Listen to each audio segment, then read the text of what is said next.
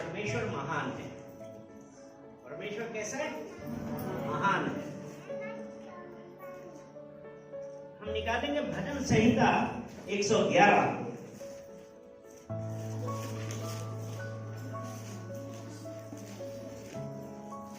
अगर हम इसकी हेडिंग देखते हैं, इसमें ऐसा ही लिखा है, भलाई के लिए परमेश्वर की स्तुति।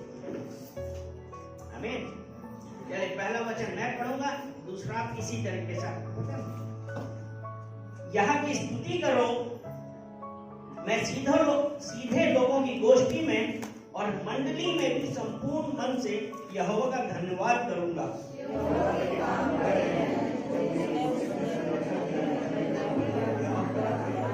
उसके काम वैभवशाली और ऐश्वर्यमय होते हैं और उसका धर्म सदा तक बना रहेगा।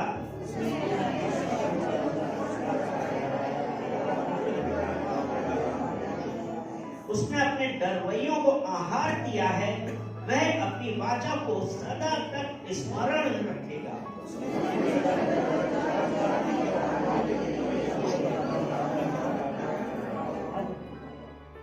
सच्चाई और न्याय उसके हाथों के काम हैं, उसके सब उपदेश विश्वास योग्य हैं।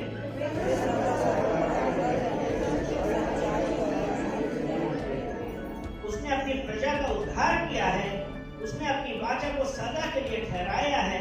उसका नाम पवित्र और भय योग्य है।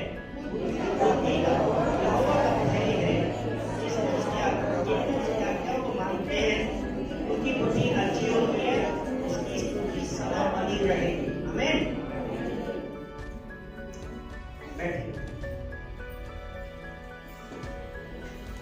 यहाँ पे जो हम देखते हैं उसमें यह है कि यहाँ की स्तुति करो, मैं सीधे लोगों की गोष्ठी में और मंडली में भी संपूर्ण मन से यहोवा को धन्यवाद करूंगा। यहाँ हमारे लिए सबसे जरूरी क्या बात है कि हम उस परमेश्वर की स्तुति करें, उस परमेश्वर को धन्यवाद देते रहें। बट यहाँ हमको ये नहीं कि ये जब आए तब हम कर रहे हैं, वो यहाँ पे कि हर समय हर वक्त उसकी स्तुति करना है। कैसी भी सिचुएशन हमको स्तुति करना है। हम घर में हैं, स्तुति कर रहे हैं। हम अगर साथ में हैं लोगों के, स्तुति कर रहे हैं। चाहे बड़ी मीटिंग हो, छोटी मीटिंग हो, परमेश्वर की स्तुति हर वक्त हमारे लिए करना जरूरी है। उसके बाद है यहोवा के काम बड़े हैं, जितने उनसे प्रसन्न रहते हैं वे उन पर ध्यान लगाते हैं। अब यहोवा ने हमारे जीवन में क्या काम किए हैं, हमको उसका ध्यान रखना है। अगर हम और देखते हैं, अगर हम शुरुआत से देखते हैं उसमें ऐसा है, और उसका अगर हम चौथा वचन भी देखते हैं, चौथे वचन में ये लिखा है, उसने अपने आश्चर्य कर्मों का स्मरण कराया है, यहोवा अनुग्रहकारी और दयावंत है। अगर हम पुराने नियम में देखते हैं, क्या देखते हैं कि परमेश्वर ने अपने लोगों को, इस्राएलियों को मिस्र देश से निकाला। वो जो बंधन में थे उनको निकाला, तो वो परमेश्वर के काम जो आश्चर्यजनक है और उसके काम बड़े हैं, तो वो परमेश्वर कि वो काम हमको याद रखते हैं कि परमेश्वर ने उतनी बड़ी, जब अपने लोगों को, जो उसके चुने हुए लोग थे, उस परमेश्वर ने उसको उस बंधुआ मजदूरी से निकाला। तो 400 साल तक उसके मजदूरी में बंधुआ बने हुए थे। वो परमेश्वर आश्चर्यजनक कार्य करने के लिए है, हमको याद रखना है। और हमको यह नहीं सोचना है कि अरे वहां पे हुआ था, मेरे साथ क्यों नहीं। परमेश्वर आज भी, इसीलिए उसने कहा है कि परमेश्वर की स्तुति करो, क्योंकि अगर हम,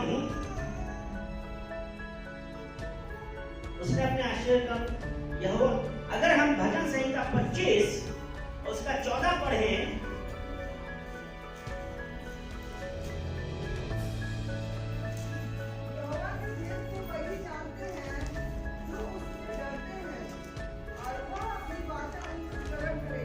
यहोवा के भेद तो वही जानते हैं जो उससे डरते हैं, यानी कि वो परमेश्वर। कौन जानता है? जो उससे डरते हैं।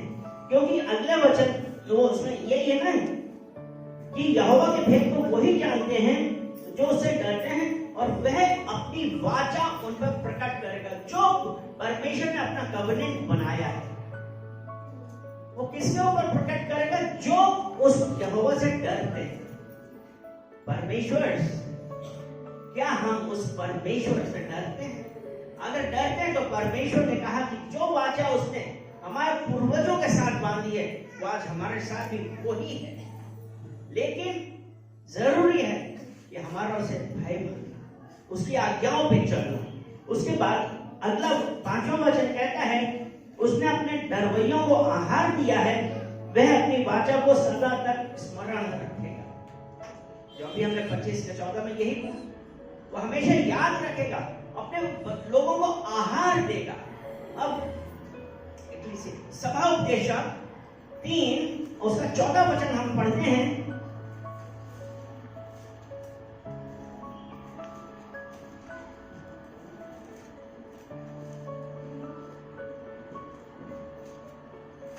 सभा उपदेश 3 उसका 14 वचन।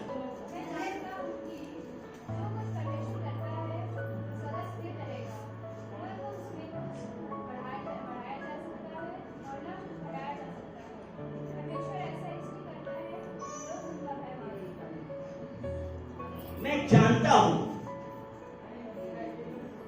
कि जो कुछ परमेश्वर करता है वह सदा सदा स्थिर रहेगा, ना उसमें कुछ बढ़ाया जा सकता है ना कुछ घटाया जा सकता है। परमेश्वर ऐसा इसलिए करता है कि लोग उसका भय माने। अर्थात जब हम परमेश्वर के भय में चलते हैं तो परमेश्वर हमारे जीवन में काम करे। तब आज कितने लोग हैं, कई बार हम क्या करते हैं, उसका भय नहीं मानते और सोचते हैं कि परमेश्वर हमारे जीवन में करे। ऐसा नहीं। अगर हम उसकी आज्ञाओं पर चलें, अगर हम यहोशू की पुस्तक उसका पहला अध्याय उसका 8वां वचन उसकी लास्ट लाइन पढ़ें, हालांकि शुरुआत तो ऐसी है ना, पढ़ें यहोशू 1 उसका 8, व्यवस्था की है पुस्तक तेरे चित्त से कभी उतरने ना पाए, उसी पर ध्यान दिए रहना। इसलिए जो कुछ उसमें लिखा है उसके अनुसार करने की तू चौकसी करे तो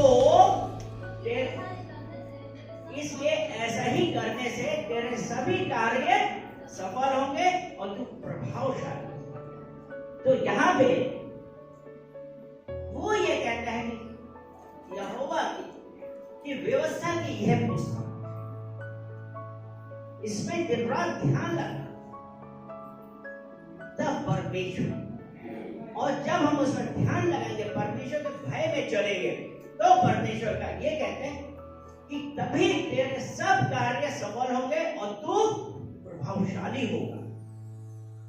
अगर यदि हम परमेश्वर के भय में चलते हैं, परमेश्वर की प्रशंसा करते हैं, परमेश्वर की स्तुति करते हैं, आज हम में से कितने लोग हैं उस परमेश्वर को धन्यवाद देते हैं, स्तुति करते हैं? अगर हम उस परमेश्वर का धन्यवाद दें, परमेश्वर की स्तुति करें, परमेश्वर के भय में रहें, तो परमेश्वर कहता है तेरे सभी कार्य सफल होंगे। वो क्यों? क्योंकि जो कुछ उसमें लिखा है उसके अनुसार करने की तू चौकसी करे। तो इसलिए 6वां वचन में उसने अपनी प्रजा को जाति जाति का भाग देने के लिए अपने कामों का प्रताप दिखाया है। सच्चाई और न्याय उसके हाथों के काम हैं, उसके सब उपदेश विश्वास योग्य है। अगर परमेश्वर ने कहा है, भय में चलते हैं, परमेश्वर कहता है कि हाँ मैं करूंगा। क्योंकि मलाकी की पत्री उसका 3रा अध्याय उसका 6वां वचन उसमें ऐसा कहता है, परमेश्वर यूं कहता है कि मैं मनुष्य नहीं, क्योंकि मैं यहोवा बदलता नहीं, इस कारण है याकूब की संतान तू नष्ट नहीं। वो परमेश्वर अगर उसने कहा, उसके सब उपदेश विश्वास योग्य हैं, इसलिए वो कह रहा है मैं यहोवा बदलता नहीं। अगर परमेश्वर ने, और ये किनके लिए है? जो परमेश्वर के आज्ञाओं पे चलते हैं, परमेश्वर से भय खाते हैं, उसके डरवैये हैं, उनके लिए कि वो परमेश्वर कहता है मैं बदलता नहीं। अगर मैंने कहा कि होगा तो होगा, हालेलुया। इसलिए, और उसके बाद 8वां वचन कहते हैं ना, वे सदा सर्वदा अटल रहेंगे, वे सच्चाई और सिधाई से किए। 9वां वचन, उसने अपनी प्रजा का उद्धार किया है, उसने अपनी वाचा को सदा के लिए ठहराया है, उसका नाम पवित्र और भय योग्य है। भजन संहिता 105 उसका 8वां वचन पढ़ें।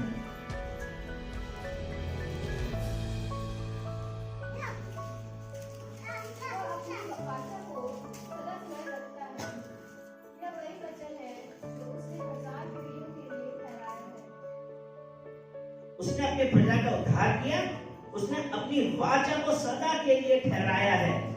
और ये वही वचन है जो उसने 1000 पीढ़ियों के लिए ठहराया है, 1000 पीढ़ियों के लिए। क्योंकि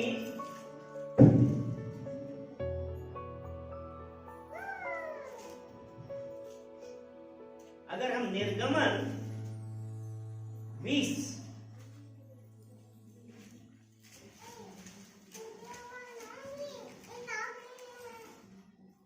उसका 6वां वचन पढ़ें। और जो मुझसे प्रेम रखते और मेरी आज्ञाओं को मानते हैं, उन हजारों पर करुणा किया करता हूँ। हजारों पर।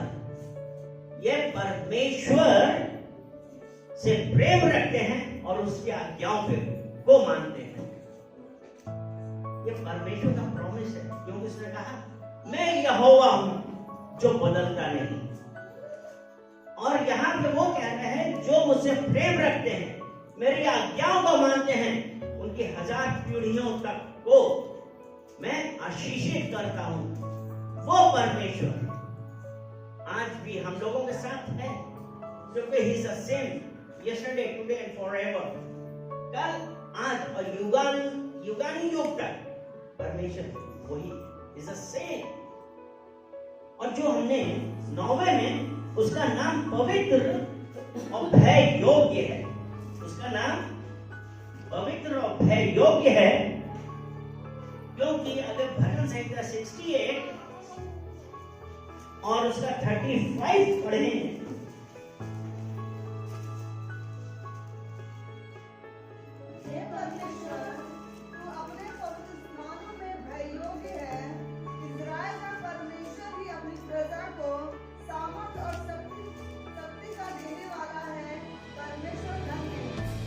परमेश्वर अपने पवित्र स्थानों में भय योग्य है। यानी कि जब हम परमेश्वर के पास आते हैं, उसकी उपस्थिति में आते हैं, तो हमको कैसे आना चाहिए? उसको पूरा आदर देते हुए, भय के साथ। हमारे दिमाग में और कोई सांसारिक बातें नहीं हो, वरन जब हम जाएं तो एक जैसे उस वक्त हमारे दिमाग बिल्कुल प्लेन होने चाहिए। और भय के साथ जब हम जाते हैं, परमेश्वर ने लिखा है ना, अपनी इस्राएल का परमेश्वर ही अपनी प्रजा को सामर्थ्य और शक्ति देने वाला है। जो भय में जाते हैं, उसके प्रेम में जाते हैं, सामर्थ्य देने वाला है वो परमेश्वर। और उसका 10वां वचन है, बुद्धि का मूल यहोवा का भय है, जितने उसकी आज्ञाओं को मानते हैं, उनकी बुद्धि अच्छी होती है, उसकी स्तुति सदा बनी रहेगी। नीति वचन उसका 9 और उसका 10वां वचन हम पढ़ें।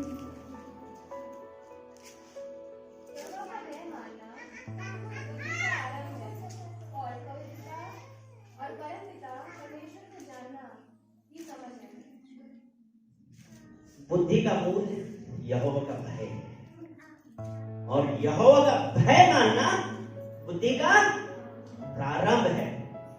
तो अगर हम यहोवा का भय मानते हैं, तो परमेश्वर यहोवा हमको बुद्धि देने वाला है।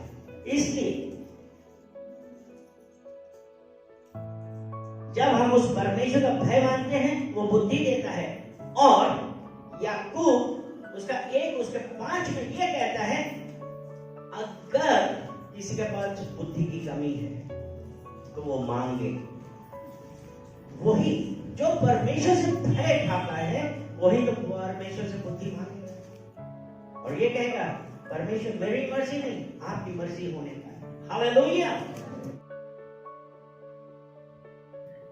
हालेलुया। चलिए प्रार्थना करते हैं। पिता परमेश्वर धन्यवाद धन्यवाद धन्यवाद। पिता परमेश्वर हम धन्यवाद करते हैं, सारा आदर महिमा हम आपको देते हैं। पिता परमेश्वर आपके इन वचनों के अनुसार पिता परमेश्वर जब हम आपके करीब आते हैं और पिता परमेश्वर आपकी प्रशंसा करते हैं, पिता परमेश्वर आप उससे प्रसन्न होते हैं। पिता परमेश्वर इन वचनों को सुनने वाले प्रत्येक जन को पिता परमेश्वर उनका ये इस वचनों के अनुसार पिता परमेश्वर वो उसके अनुसार कार्य करने वाले बने। और पिता परमेश्वर प्रार्थना करते हैं आपकी मर्जी इन सब के जीवन में और मेरे जीवन में होने पाए। सारा आदर महिमा हम आपको देते हैं यीशु मसीह के नाम से, आमीन।